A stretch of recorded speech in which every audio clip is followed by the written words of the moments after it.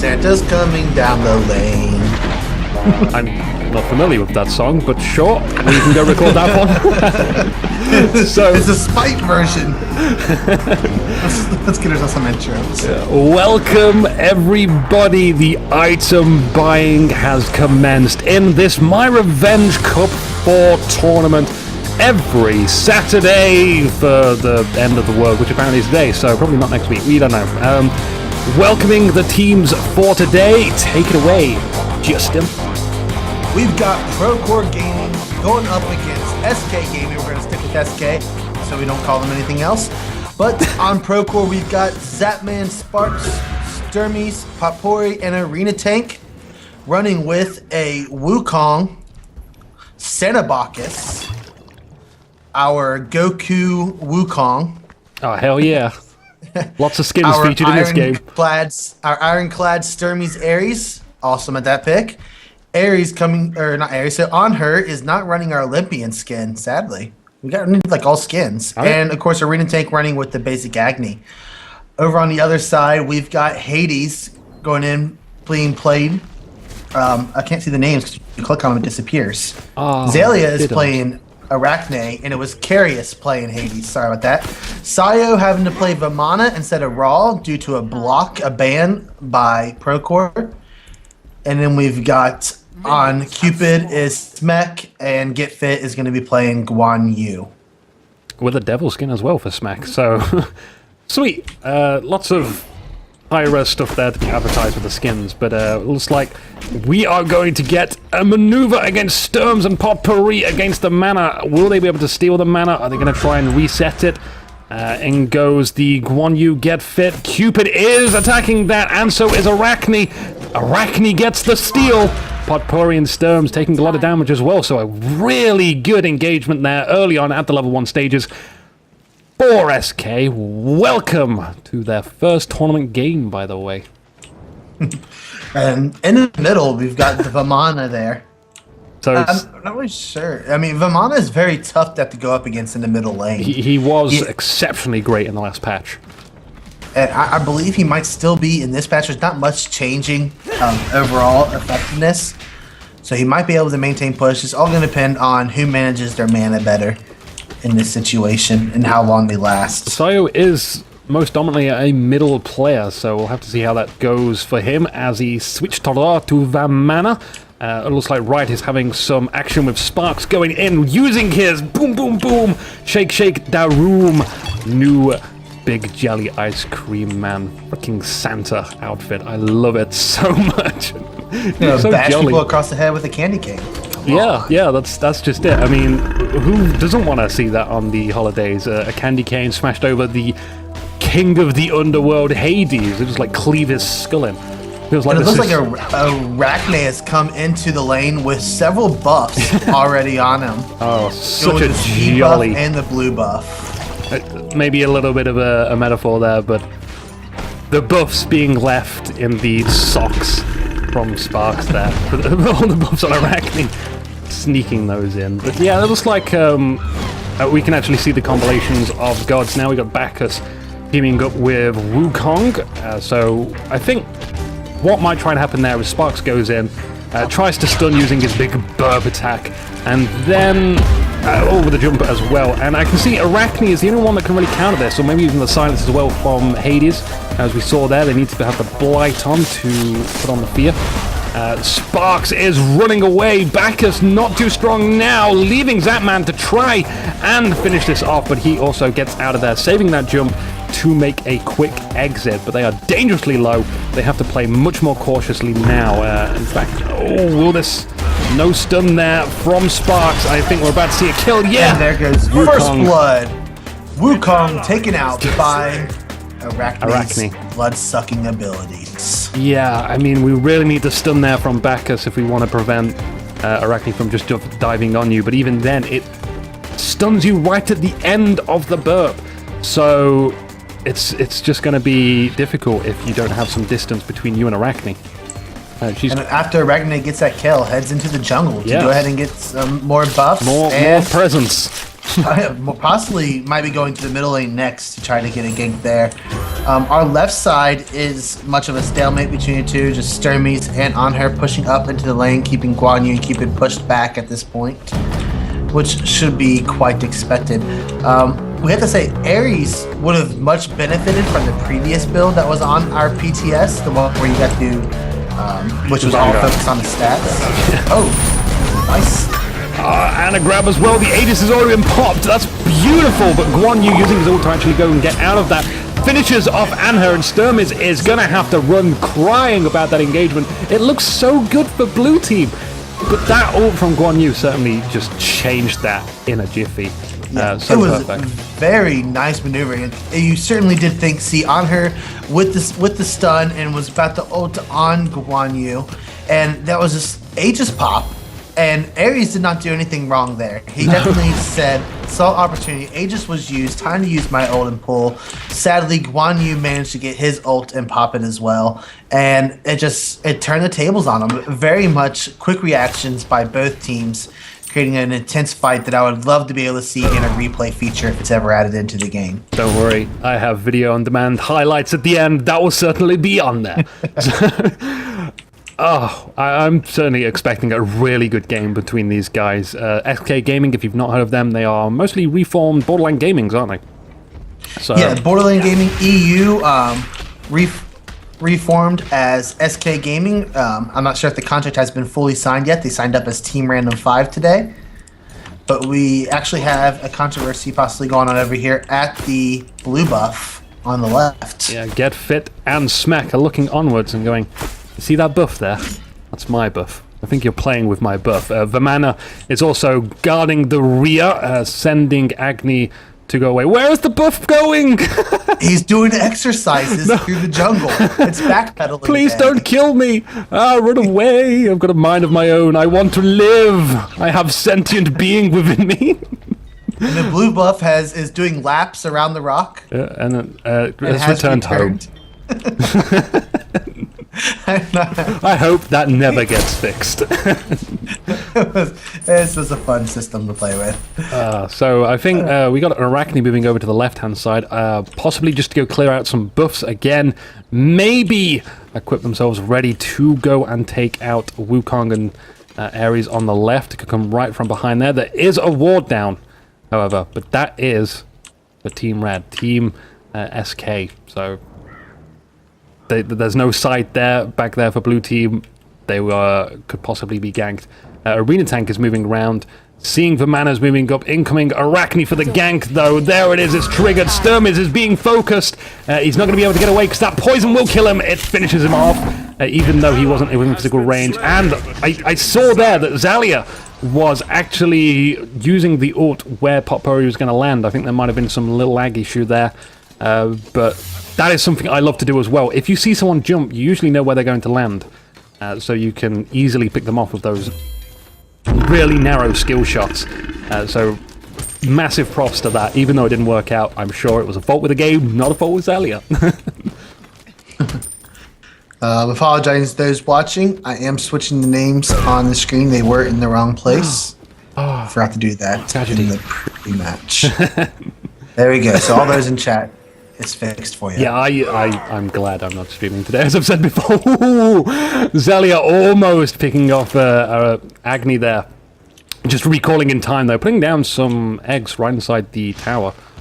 I would expect the tower to actually shoot the eggs there, but no, that does not, in fact, happen. Interesting. I don't know that. Going back around for the blue buff. Sturmies and Potpourri are gonna maybe not be harassed this time, as Guan Yu and Cupid all the way back in the left lane are too occupied taking out those minions. And now they'll see they come back into the lane with that blue buff. Sturmis gets a giant hard bomb on him. By the way, I see a couple of Hand of the Gods too. Ares with a Hand of the Gods. That works. He's not going to be constantly jungling, though. It seems to me he just wants the Hand of God purely for the mana buff. Well, from what I understand, he usually gets Hand of the Gods because he's very much playing the tank, making sure he stays with a teammate, and they go into the jungle and grab it. ProCore has been very good at making sure they maintain buff presence. So he goes in there, puts out the Hand of Gods to deal that quick damage so they can get the buff as soon as possible. Whereas red team have decided to go for the Hand of God on Arachne, which, as we've already seen, going around clearing those buffs out. The 2 damage buffs are in the middle, and Arachne currently on the right-hand side, being in the lane. So, sort of to answer your question as before, is there fully jungling the game? I just don't see full jungling as really viable. There's just too much downtime. Also, no, but there definitely is a roaming capability to this game of yes. going in, getting buffs, and heading back into the lane as fast as possible. Although ideally the actual tactic. You line yourself up for a gank on one of the other lanes, because that really makes the most out of the time. You're traveling across the jungle. You're already in a fantastic position to go right behind them and gank them. So you may as well have that opportunity to try and do that. And if you've got great coordination, great positioning, it will happen. And it looks like Ares might be heading over into the middle lane. No, he's changed his mind. Sturm is the indecisive guy. I mean, he's not wasted any time there. The minion waves seem to have been cleared, and he's back with the next minion wave. Party in the middle, however. Lots of red guys. Wukong is being chased. Arachne deciding, actually, I will just go grab the damage buff. And Wukong hears it. He knows it. I think Agni's going to try and ult over. We see where that buff is. And of course, these guys can see through the walls now. And even so, Agni decides to not shoot where Arachne was, which would, you know, be where the minion with the buff is. So, is that just because we're not used to this yet? It's very possible, and maybe he thought that Wukong was planning to go in there a little bit deeper. Wukong was actually trying to use his bouncing monkey to possibly steal the buff. It looked like just from a little bit of distance, and Agni probably just couldn't reach that far with his ability. Yes. The poor short range of Agni's ult doesn't travel across the world. There are 2 characters that have yet to purchase anything to counter Sturmies, and that would be our Hades and Vamana, and maybe they just plan to use. Oh, we got an ult from Guan Yu, and the Aegis there from Potpourri is just avoiding that, and then a sprint. It seems like a premature sprint. It's like sprint. Oh, I didn't need it. I don't know if he was planning to sprint or chase after. He was in the tower. Kind of ran in circles. He was very near the tower. Didn't really need to. And it's very possible we've seen it happen before with these players, where they're pushing the wrong buttons and activating skills in the wrong order. And we could perhaps, which are mistakes that can't happen. Yeah, we could perhaps run through like several thousand different scenarios for why that might have happened, but we just have to kind of guess, and we get them wrong, of course. But sorry, we don't have telekinesis yet. We're working on this. Hades is half health there on the side, having to defend by himself, while it looks like Bacchus and Wukong are going to go and check out a buff, but they're going to recall instead, it seems.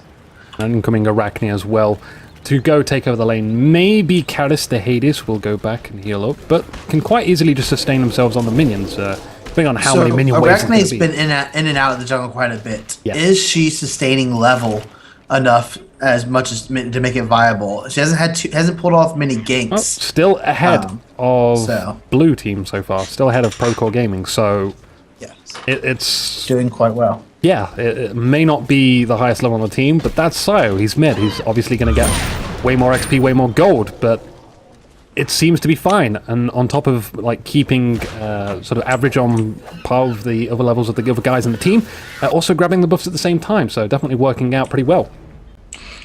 And we have our left lanes are both going to recall. This could be an opportunity for SK to push the lane in, but they've got no means to support them right now, so they're going to go for the buffs instead. Yeah, they definitely don't want them to have the buff, I think, more than they want the buff themselves. Which I mean, other than Wukong, well, no, but both Wukong and Ares have great moves which they can spam out to harass. We've got the chains from Ares, we've got the monkey toss from Wukong. It works out pretty well if you can just sustain your mana and constantly spam those out. Guan Yu, however, can also sustain himself and just sort of counter that with the mana if they decide to do that. Zapman looks like he's got a plan. Definitely has a plan. We're not seeing as much action in this game. It looks like both teams are trying to create opportunities for the ganks, but they're just missing them by a tiny bit, and we just haven't seen much going on. Still no abilities purchased by Hades or Vimana, and more likely their ults are what they're looking not needed for. And on the right side, we do have a confrontation with Hades. They're both diving the tower, and hopefully by Hades, but they're going to finish them off and puts them in a bad situation. And the tower could finish off Sparks, but he gets away with just a little bit of health. Vimana coming around the side, going to try to close off both of them as they are escaping, and he's not going to be able to get in range in time to do any major damage to them. Yeah, Zatman creeping cursed that Vimana, but he used his one ability, the sprint, which removes all the slowing abilities on him, so wasn't needed anyway. Bacchus is definitely getting out of there, and I feel like the defensive buff on Bacchus there, his sort of defensive, not the defensive buff per se, but the increased defenses instead of attack on his one ability, his Chug, really saved his life in the tower there. Yes, and I mean, that was a good play by them. Hades using his ult was just to deal some damage. Hades had to know that he was finished there. And most players, when they see a Hades use their ult, their first instinct is to get away. But sometimes the best choice, as just seen there by ProCore, is to continue attacking the Hades and kill him off before his ult can even finish. And it proved in their benefit to do that. Maybe we're going to see some payback now, though. Hades is going to find a Bacchus on that right lane. I thought we were going to gear up for a mid-gank, but certainly denied by the presence of ProCore Gaming. Moving around to grab the damage buff instead. Zatman needs to be careful. Sayo is here. Hades is also here. Oh no, Sayo gets the damage buff. Poor Zatman jumps over the wall. It's great that Wukong is able to do that. If you go into the mid sort of side buffs, you can just jump across. It's relatively safe to do when you're playing those sorts of gods. Not so good if you're playing someone like a Arachne who can't jump across. and very much as players, be aware of that situation. If you see your enemy who can't jump over, close themselves into there, and you can kind of close them off for the kill. Go do it. They're most likely going to die at that point. We got Arachne eggs just down at the Gold Fury in replacement for a ward. Looks like blue team were checking out that Gold Fury and then decided, no, this is too risky. I think sometimes we don't pick up on what people don't do. Like, some things are just great not to do. Not going for the Gold Fury is a great thing to do right now until somebody dies. So, some of any new items we're seeing on these players right now, just like the Bulwark of Hope. Oh, we got an ultimate being used by Ares. Guan Yu ulting. Ares trapped. Gonna pull that ulting. Grabs. Just get him. Get fit. He's trapped in there against 4 of them. Get fit's on health. Jump by. Wow. Can't even think of the names right now. Sorry. Wukong and Get Fit's gonna go down. Oh wow, that was a really cool ult from Cupid, but I think we saw 2 Aegises there, all of ProCore Gaming, and now this is what I was explaining in the first round. You'll see guys, we're 16 minutes in, teaming up, all 5 of them, and then they go round and whack this Gold Fury. So at this stage in the game, it's not really the time where you want to be separating yourself into 2 left and right and then 1 in mid. It is time to start grouping up a little bit together. You can still go push like one of the lanes back, but teaming up, getting those team fights, and forcing your enemy team to sort of play on your level just works so well at this stage in the game. Looks like ProCore is going to honestly focus on its main tower, but SK is coming back up the lane. They see that and decide to back off rather than risk losing too much health to a tower they weren't going to be able to take out. And we've just got some recalls going on. Yeah, here. lots so of them. This leaves SK are heading back into their lanes, clearing out some jungle buffs in this process, while ProCore is buying out some new items. Now ProCore is actually getting ahead now, which is, they were 0-3 down. They've kept their heads low and then engaged in the perfect time, bringing them ahead now. They are ahead in gold, ahead in kills, and not ahead in towers just yet, but I see a few of the towers, the middle tower could be killed. We got the one on the right over here for blue team, which is not looking too good, but no worries really. The towers aren't too much of a big deal until you start like losing all of them, in which case there's a lot of gold being handed over to the enemy. And you've got to work hard to get those towers down. There's real pressure. Also, you're going to have on the left side, Ares coming in towards them, going to help defend. They both run back, and no confrontation ends up happening from it.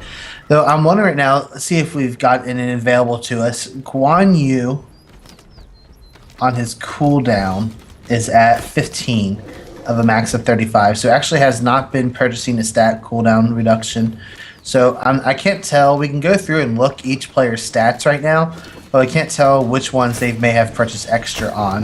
What I want to see happen is press one button and then you sort of have it shows you just player card pop out. No, all of the team and then the stats sort of in a reduced format.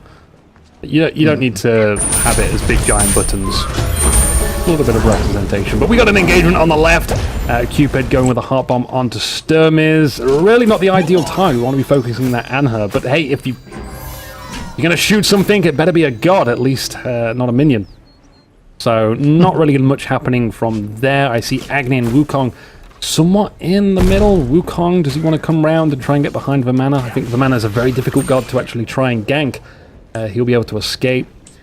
Moving back round to the right-hand side. Arachne ultimate is by roaming Guan again. Yu on the Ares, and followed up by a quick ultimate by both of them. But Ares gonna pop out. It's not enough health to survive it though, and he cannot pull them in, leaving just on her here to defend against both of them. Yeah, and notice that SK there were like, oh my god, I'm gonna get grabbed, Aegis, and then he dies. It's like, oh.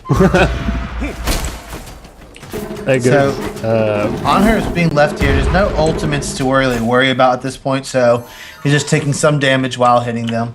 And on the right side, looks like we might be getting a confrontation. Arachne is back in here. If she can get a pull off on the enemy. There we go, it happened, and Zapman has been leechified. There goes the Bacchus going in for the burp stun. Doesn't manage to trigger in time, though. With a full leech in effect from Arachne. I think Sparks is going to go down. Not before Arachne goes down. Damn, the smash there from Zapman. Really saved Sparks' life with a damage buff in there as well. More damage increase. That's really probably what killed Arachne there. Hades is going to get away, though. Agony's incoming, too. Maybe just wants to have a bit of a browse, knows what's going on. That was a nice initiation by Arachne, but Zapman did save Sparks and Mage to provide extra damage to finish him off. Very nice start to the fight, but finished on the wrong side of the handle. ProCore Gaming again, getting ahead this time round. It's really, really working in their favor, all these future engagements. And once again, it's another game where the team that started out with more kills in the beginning is not coming out on top right now. ProCore has managed to regain their position, 5 kills to 4 kills, and most of them Zapman. The 0 to 3 that started out. Most of them Zapman. Yes, very much. But Team Zapman is playing their carry and does have his Heartseeker still. That's what I kind of expected as well, but I thought maybe if Anher was going mid. I don't know about mids and Heartseekers. I don't really like it. I expect too much ganking to happen in the middle, so it's really risky. It's quite dangerous with the aspect that you've got to watch both your left side and right side. Plenty of wards, though. Plenty of wards. And you can see ProCore Gaming, again, sort of hiding around. Now, I think because you can see through the walls now in this patch, so long as you have vision, it's going to be difficult just to hide around the corners of stuff now. So I believe SK kind of saw that, and now they're going for the Gold Fury. Will ProCore jump in on this? There goes Sturmis. He's trying his best to close the gap. And I think the Gold Fury's been reset. It has been reset, and ProCore Gaming, there goes the Sturmis grab. He grabs at least one guy, perhaps two. Incoming lots of ults again. I think Arachne fired one there. Leeching on. Oh my god, there's so many particle effects, and the Gold Fury is just... That man has to Aegis out. He's going to lose his health. He's going to lose his stacks if they get him. And he jumps away. One hit. Oh, wow. That was really close. Excellent throw there. Arachne is taken out. Excellent throw from Vamana. Managed to get away. The Gold Fury, though, the star player of this fight, we had 2 for... It's still full health. Was it 2 for 1? Only Arachne dying there? Looks like Agni might lose some health here. Oh, Creeping curse by Vimana, but a dash allows him to get away. So Hades and Arachne both killed Net Carnation on that side. It was a 2-for-2 situation. It looks like we might have another one here. Sparks still wants to play. Out of position against 3 of them, but Zapman comes in full health. Oh. With a bouncing monkey, and they managed to get a kill here on Vimana. Bye-bye, as Sire. the other 2 leave. His first death of the game. Nice return by Zapman. They're going to take the gold Fury. It looks like they're going to return to a fight. Well, if SK have something to say about it. Troublesome for them. There goes the Aegis Aegis. used by them, jump in by Sparks. Sparks actually sparking staying in up. fights. He's going to lose the gold. Oh, ultimate from Guan Yu actually trying to get Zapman, but he just jumps out of that. Down goes Bacchus. Who got the gold Fury there? That was a 2-for-1 trade-off by SK Gaming. Not strong enough to really help him out there. And the Gold Fury, we need something that tells us who the Gold Fury went I to. know, I've sent a message to you guys. I've said, hey Rez, we need a message. Who got the Gold Fury and who got the Fire Giant last time? I mean, nice constant exchange there. Yes. These big buffs are always good exchange. ProCore is going to go right now for the Fire Giant while 3 SK know it, though. members are down on the team. SK certainly know this is going to happen. This is their time to shine, though. Will they be able to? I think, no, this was just a bit of a bait tactic from ProCore Gaming. They turn around, and now Zelia goes down. Squishy, squishy spider syndrome. Only Hades left. Hades is left alone. 6 seconds for Vimana. Good look, Hades. And what's good here is right now they're not going to kill. Sparks might be able to get back up before they grab this buff. Oh, even better. And yes, the entire ProCore game is going to get the Fire Giant buff to utilize. And with this, While all of SK they'll has definitely nothing. go for that middle tower. That looks like the weakest one and a great one to go push down. Especially as the middle lane is the fastest lane for the minions to go travel down. And usually you want to be hanging around there anyway, because you can respond to either side of the map very, very fast. With the wards there, you get excellent vision and a safe comfort zone. That's why, you know, middle lane sees a lot of action later on in the game. Ooh. I mean, this has very much been a turnaround by ProCore from what we saw early on. It looked like SK was going to be able to challenge him quite a bit. It's still a close match. It's only 11 kills to 7 kills. There's a 2k gold difference, which is not that big right now in the game. It is very much possible to recover from that. It's just without this Fire Giant right now, they've got to play careful. And defensively. And we got to push up the middle. Sturmies runs in, takes out the tower. They're not really concerned about it. They can get fit there left to defend against them. Incoming by Bacchus with a stun from the burp. Oh, the grab from Sturmies trying to pull them out. Guan Yu ults out of that, not using his Aegis. Does manage to stun Zapman and Sturmies. The Ares and Wukong, though, not baffled about this. Go straight into the tower. And Cupid was busy pushing on the left, but has now joined the battle as well. Hades also here. Get fit goes down and finished over. Leaving Sturmies having to back off. Low health. Throwing in his change to get Arachne. Arachne's going to go down by Sturmies. Vimana coming back into the fight. And down goes the tower. 2 towers down in quick succession. Will the Phoenix be on the list of to-do? The Phoenix is taking damage now. Sparks and Zapman both focusing it down. Zapman, by the way, 4 kills to 1 death. Still in that 1 death, so he should have a lot of Heartseeker stacks. Now going for his Deathbringer. Already got his Void Blade as well. A great item to go pick up. Gives you some defenses. It was a very nice exchange of blows during that fight. ProCore managed to play a little bit better by knowing when to back off when they're low health, but then initiate right at that last moment again to get a kill off. SK went back in with their lower health players, or just never managed to get that escape in like ProCore managed to. So it just whittled them down little by little and got 2 towers in the exchange. To me, ProCore in that situation seemed to have like Matrix vision. They could just see all the statistics, calculated everything, just went in on that tower and said, we'll kill these guys, and those 2 guys which joined the fight late, we'll just turn around and hammer away on them. We can probably escape them as well. They won't kill us as quick as 5 guys will. So it was just such a good engagement for them. SK need to be careful if they're going to try and split push whilst the Fire Giant is in effect as well. That's crucial. Yes, so Left lane is going to be our next confrontation point, it looks like. Bacchus already confrontating on Arachne. And Arachne's health going down very fast, burning, and dies to the burn. Arachne not having a fun time. Did not do much. Yeah, Arachne's just very quickly, health is depleting.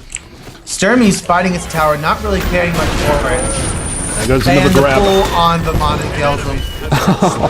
I always like I want to see an animation for that where it just rips off their head. That's how I picture it happens. Get Fit is going to go down as well. He's grabbed on by Sturmy's. Before he finishing off with the double kill. Hades leaving himself vulnerable to the enemy attacks by using his ultimate. He got no choice. To deal some damage. He had no choice, but they take full damage. Once again, there you see Hades uses ultimate. Do not run away. Just go jungle buff. Them down. Oh, the jungle buff give up chase, and it's going to be the Minotaur time for them. Yeah, they're going to push in for the Minotaur. They are at the end of this game, 29 minutes in. They're going to, it's like a finish. They got this. 30-minute mark. They got this. And this is game for ProCore over SK Gaming now, or Team Random 5, according to our brackets. So that is old BLGEU for anybody not knowing versus ProCore. ProCore takes the win, 18 kills to 7 kills. Definitely the latter half of the game is where we saw most of the action and the pushing as expected, and it was quite good. What do you want to say about this match, Inuki? I probably one of the top 5 games I've seen so far. It was just it seemed like ProCore Gaming weren't going to do so well at the start, and then they slowly and gradually just crept ahead, constantly playing it safe. I love cautious play. I love the sort of risk assessment that people do. They try and get the maximum amount of goodness without losing too many of those guys. Arachne, I'm not seeing Arachne do too well in these tournament games today. It might be something to do with Arachne, but 2 kills to 6 deaths. Unfortunate for Zalia. I know Zalia is a fantastic player. Hard times for him this time around. We just saw him constantly be welled on by Agni and Anher. Just everyone didn't like Arachne and squished her. The boot of Wukong also stomping on them too. So it was a very nice match. Exchanges were in there. That really long exchange in the middle with the Gold Fury, that was like one of the longest ones where they were like, I'm going to run away, in fact, and then all of a sudden they turn around and it's like, actually, no, I'm going to go in on you. We can do this. And then again, it happens, something bad happens, and they run away. And guys coming back from spawn and full health to change the tide of the war. It was back and forths there. Do you think this game would have been much different if Sayo had gotten to play Raw?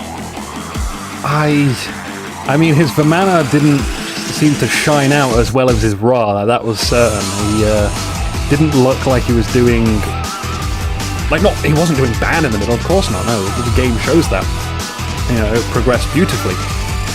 But if he had Ra, maybe he could have been doing a bit more in middle, maybe he could have been helping out earlier on and doing much more damage output later on in the stage of the game. So I cannot really predict if that would be the case. He might have been focus on the stats. In some form as well. He might have got ganked and might have shut down. They might have wanted the map. It's ProCore Gaming. It's certainly not beyond them to do something like that, just to shut someone down and screw them over that way. But with Vamana, he can at least escape a lot easier than Ra. I know Ra has his movement speed, but Vamana, it doesn't matter. You just sprint out of there. You ult up. You can be... Did I hear a squeaky chair? Yeah. Damn you, squeaky chair!